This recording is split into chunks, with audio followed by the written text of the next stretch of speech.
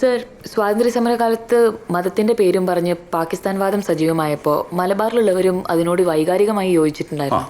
ആ സമയത്ത് ഹിന്ദുക്കളും മുസ്ലിങ്ങളും ഒരുമിച്ച് ജീവിക്കുന്ന ഇന്ത്യയാണ് നമുക്ക് വേണ്ടതെന്ന് പറഞ്ഞ് അവരെ അടക്കി നിർത്തിയത് അബ്ദുറഹ്മാൻ സാഹിബായിരുന്നു. അപ്പോൾ അതാണ് എൻ്റെ ഒരു ഫോക്കസ്. അതിന്റെ പേരിൽ മതതീവ്രവാദികളിൽ നിന്നൊക്കെ ഒരുപാട് പീഡനങ്ങൾ അദ്ദേഹത്തിന് ഏൽക്കേണ്ടി വന്നിട്ടുണ്ട് അല്ലേ? അതെ. അന്ന് അവരുയർത്തിയൊരു മുദ്രാവാക്യം ഉണ്ടായിരുന്നു, അത് അറിയാമോ ഫൈസയ്ക്ക്? 70 ഇഞ്ച് കത്തി കൊണ്ട് കുത്തി വാങ്ങും പാകിസ്ഥാൻ. ഞാൻ പറയാം. हाँ बोलो बोलो। एडमिशन का डिपार्टमेंट जाना था। वो आप अंदर जा सकते हैं। ये लेटर। ठीक है, साइन कीजिए आप। ഒപ്പിട്ട അപ്പുറത്ത് നമ്മൾ വന്ന നേരം.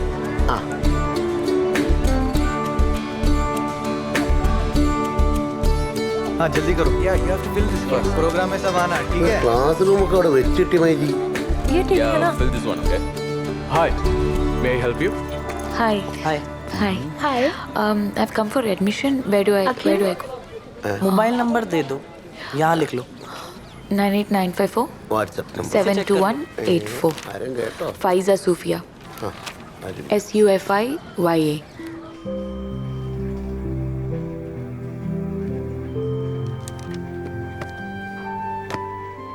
ഫൈസയുടെ പ്രപ്പോസൽ വായിച്ചപ്പോൾ മുതലേ ഞാനിങ്ങനെ ആലോചിച്ചതാ, എന്തുകൊണ്ടായിരിക്കും അബ്ദുറഹ്മാൻ സാഹിബ്?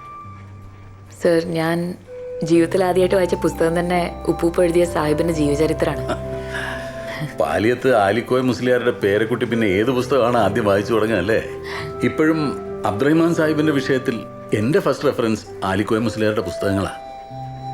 എങ്ങനെയുണ്ട് മുസ്ലിയാരുടെ ഹെൽത്തൊക്കെ? വാർദ്ധക്യത്തിൻ്റെതായ ചില പ്രശ്നങ്ങളൊക്കെ ഉണ്ട്, പക്ഷെ ഇപ്പോഴും പരസഹായത്തിന്റെ ആവശ്യമൊന്നുമില്ല. ഉപ്പൂപ്പ് എപ്പോഴും വായിക്കലും എഴുതലൊക്കെ ഉണ്ട്. അല്ല, ഈ വിഷയത്തിൽ where is your focus? Sir, സ്വാതന്ത്ര്യസമരകാലത്ത് മതത്തിന്റെ പേരും പറഞ്ഞ് പാകിസ്ഥാൻ വാദം സജീവമായപ്പോൾ മലബാറിലുള്ളവരും അതിനോട് വൈകാരികമായി യോജിച്ചിട്ടുണ്ടായിരുന്നു.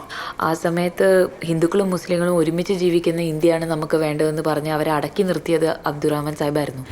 അപ്പോൾ അതാണ് എൻ്റെ ഒരു ഫോക്കസ്. അതിന്റെ പേരിൽ മതതീവ്രവാദികളിൽ നിന്നൊക്കെ ഒരുപാട് പീഡനങ്ങൾ അദ്ദേഹത്തിന് ഏൽക്കേണ്ടി വന്നിട്ടുണ്ട് അല്ലേ? അതെ. അന്ന് അവരുയർത്തിയൊരു മുദ്രാവാക്യം ഉണ്ടായിരുന്നു, അത് അറിയാമോ ഫൈസയ്ക്ക്? 70 ഇഞ്ച് കത്തി കൊണ്ട് കുത്തി വാങ്ങും പാകിസ്ഥാൻ. യെസ്. അതുകൂടാതെ ഈ മലബാറിലെ ഖിലാഫത്ത് സമരം അക്രമത്തിലേക്ക് നീങ്ങിയപ്പോൾ ഈ മാപ്പിളമാരെ തടഞ്ഞു നിർത്തിയതും സാഹിബ. ആയുധം എടുത്ത മാപ്പിളമാരോട് അതേ ഒരു കാളവണ്ടിയുടെ പുറത്ത് കയറി നിന്ന് നടത്തിയൊരു പ്രസംഗമുണ്ട്. ഈ ആവേശം മൂത്ത് കണ്ണ് കാണാതായവർക്ക് ഒരു തിരിച്ചറിവായിരുന്നു അദ്ദേഹത്തിന്റെ വാക്കുകൾ. പ്രസംഗം തീർന്നപ്പോഴേക്കും ആയുധം എടുത്തവരൊക്കെ അതെല്ലാം താഴെ ഇട്ടു. ഇങ്ങനെയൊക്കെ ആണെങ്കിലും ഇന്നത്തെ തലമുറയിൽ എത്ര പേർക്ക് അറിയാം അബ്ദുറഹ്മാൻ സാഹിബിനെ? ശരിയാണ് സർ, നമ്മുടെ നാട്ടിൽ സെക്യുലർ സ്പേസസ് വല്ലാതെ കുറഞ്ഞു വരുന്നൊരു സമയമാണിത്. അപ്പോൾ ന്യൂ ജനറേഷൻ സാഹിബിനെ ഇനിയും കൂടുതൽ അറിയണമെന്ന് എനിക്കൊരാഗ്രഹമുണ്ട്. അതുകൊണ്ടാണ് അദ്ദേഹത്തിൻ്റെ ജീവിതം തന്നെ ഒരു റിസർച്ച് സബ്ജക്റ്റ് ആയിട്ട് എടുക്കാമെന്ന് ഞാൻ വിചാരിച്ചു. Very good. ആദ്യം വായിച്ച പുസ്തകത്തിൽ തന്നെ ഗവേഷണം അല്ലേ? Very interesting. തൻ്റെ ഗൈഡ് ഞാനല്ല, തൻ്റെ ഉപ്പ തന്നെയാണ്. ഞാൻ വെറും ഒരു ഫെസിലിറ്റേറ്റർ മാത്രം. പിന്നെ മതപരമായ ഐഡൻറ്റിറ്റി കൂടി ഇതിൽ വിഷയമാവുന്നതുകൊണ്ട് പുതിയ പഠന മാതൃകകൾ ഉപയോഗിക്കേണ്ടി വരും. Okay sir. Muslims against partition എന്ന് പറയുന്നൊരു പുസ്തകമുണ്ട്, ഷംസുൽ ഇസ്ലാമിൻ്റെ. Shamsul Islam. Exactly, you may refer that. Definitely. ഫൈസയുടെ പ്രോജക്റ്റിലൊരു അന്വേഷണമുണ്ട്, ആ തീ കെടാതെ നോക്കണം കേട്ടോ.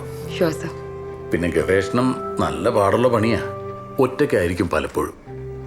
അതിൻ്റെ ഇടയ്ക്ക് പഠിപ്പിക്കാനോ കോർപ്പറേറ്റ് ജോലിക്കോ പോകരുത്. സർ, JRF ഉള്ളതുകൊണ്ട് പിന്നെ അതിൻ്റെ ആവശ്യമില്ല. അതും കൂടെ കണ്ടിട്ടാണ് ഞാൻ പിന്നെ നാട്ടിൽ നിന്ന് കഴിഞ്ഞാൽ എൻ്റെ കല്യാണം അതൊക്കെ ഒരു അന്താരാഷ്ട്ര പ്രശ്നമായി മാറും. ഞാൻ അവിടെ ഇല്ലെങ്കിൽ പിന്നെ അത് അവർ ഓർക്കൂലും ഇല്ല. അപ്പം നല്ല പ്ലാൻഡ് ആയിട്ടാണ് വന്നിരിക്കുന്നത് അല്ലേ? അങ്ങനെയല്ല, ഞാനൊരു തമാശ പറഞ്ഞതാ.